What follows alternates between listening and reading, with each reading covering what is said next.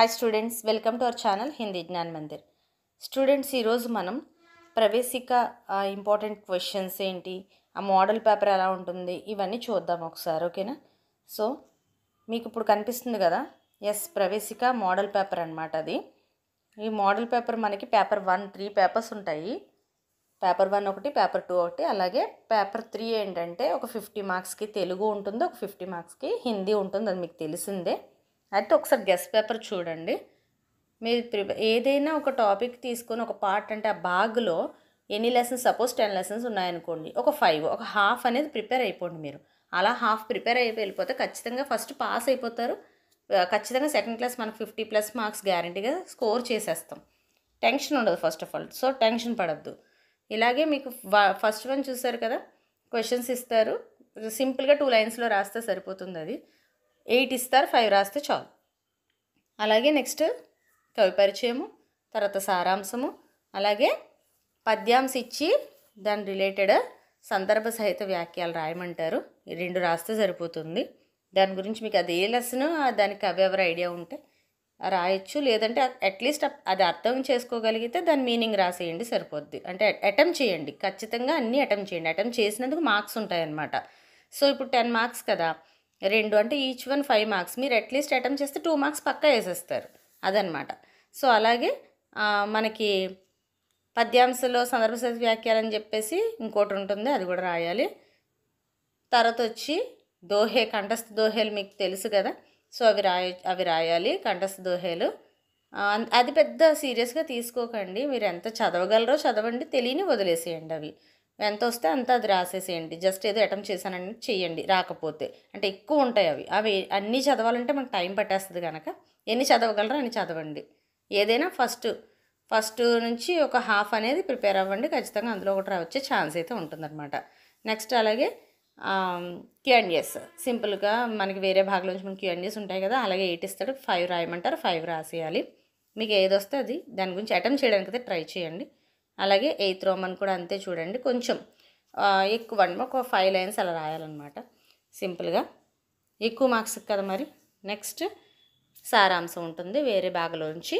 అలాగే 10th one వచ్చేసి సందర్భ సహిత వ్యాఖ్యలు. ఇది ఫస్ట్ పేపర్. ఓకేనా? సో నెక్స్ట్ సెకండ్ పేపర్ చూస్తే మనం సెకండ్ పేపర్లో Q&As.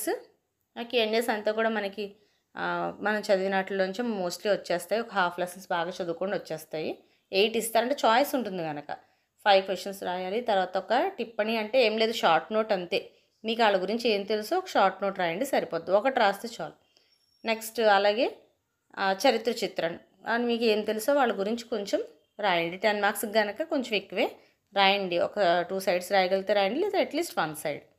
తర్వాత సందర్భ సహిత వ్యాఖ్యలు 3 రాస్తే సరిపోతుంది. 6 ఇస్తారు, 3 రాస్తే సరిపోతుంది. మీకు అది తెలిస్తే చాలు. ఐడెంటిఫై చేయగలిగితే రాసేయగలుగుతారు. భావం ఏంటో కొంచెం మనకి లెసన్ చదివితే రాసేయగలుగుతారు. నెక్స్ట్ తర్వాత చూడండి టిప్పణీలు, అంటే షార్ట్ నోట్లు. మీకు తెలిసిన దానికి ఏదైనా 4 ఇస్తారు, 2 తీసుకొని షార్ట్ నోట్ రాయండి, సరిపోతుంది. షార్ట్ నోట్ అంటే ఒక 5 to 6 లైన్స్ సరిపోద్ది. నెక్స్ట్ సారాంశం ఒక 2 సైడ్స్కి తక్కువ లేకుండా చూసుకోండి. వచనం మీరు చేంజ్ చేయగలరు, గ్రామర్ అనమాట, లింగు వచ్చు. అలాగే అన్నీ రాసేయండి, ఎంత తప్పైనా రైట్ అయినా తర్వాత సంగతి, ముందు అన్నీ అటెంప్ట్ చేస్తే చాలు అనమాట. అనేక అద్దీ శబ్దాలు. ఓకే, తర్వాత ఏమున్నాయి? ఎస్, క్వశ్చన్ అండ్ ఆన్సర్స్ ఉన్నాయి. 5 మనం ఆన్సర్ చేయాలి. సింపుల్గా రాయండి, సరిపోతుంది. ఒక లైన్ ఆన్సర్ రాసినా చాలు. తర్వాత ఎస్ఏ క్వశ్చన్స్ లాగా ఉంటాయి, బట్ ఏదో 5 to 6 రాసుకుంటే సరిపోద్ది. 5 to 6 లైన్స్ రాసుకుంటే చాలు, ఏదైనా 3 ఓకేనా? సో ఇది సెకండ్ పేపర్ అనమాట. తర్వాత థర్డ్ పేపర్కి వచ్చేసేసరికి మనకి నిబంధనలు ఉంటాయి. హిందీ అనేసరికి నిబంధన ఉంటుంది ఫస్ట్. సో నిబంధన ఒకటి రాస్తాము, ఏదో ఓన్ వర్డ్స్లో చక్కగా మీకు తెలిసింది ఏదో రాసుకోండి. తర్వాత లెటర్ కూడా అంతే.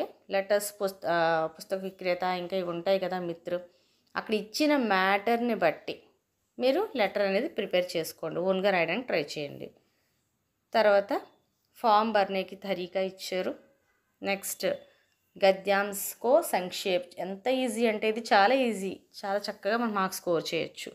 ఉన్నదాన్ని మ్యాటర్ క్లియర్గా వచ్చేలాగా సింపుల్గా, ఇప్పుడు అక్కడ 6 లైన్స్ ఉంటే మీరు 3 లైన్స్లో రాయడమే అనమాట, అంతే. ఓకే, నెక్స్ట్ చూస్తే మనకి ట్రాన్స్లేషన్ చక్కగా మీరు అక్కడ ఉన్నది చదివి దాన్ని మీకు ఎంత అర్థమైతే అంత తెలుగులోనో ఇంగ్లీష్లోనో రాసేయండి. తర్వాత తెలుగు ఇంగ్లీష్ ఇచ్చినప్పుడు తెలుగుని చూడండి. తెలుగుని చూసి మీరు ట్రాన్స్లేట్ చేసుకుంటే ఈజీగా అవుతుంది అనమాట. ఎందుకంటే ఇంగ్లీష్ కొంచెం రివర్స్ అవుతుంది కనుక కన్ఫ్యూజ్ అవుతారు. తర్వాత ఇందులో తెలుగు చూడండి. సందర్భ సహిత వాక్యాలు ఒక 2 రాయాలి. మీరు లెసన్స్ చదివితే మీకు అర్థం అవుతాయి. ఆ సందర్భ సహిత వాక్యాలు 2 రాస్తే ఈజీగా మీకు ఎంత వస్తే అంత రాయండి. ఎలా వస్తే అలాగా అటెంప్ట్ అయితే చేయండి. తర్వాత కంఠస్థ పద్యాలను చదివితే మీకు తెలుస్తుంది, ఒకటి రాయాలి. చదవండి చదవగలిగితే, లేదంటే లైట్ తీసుకోండి.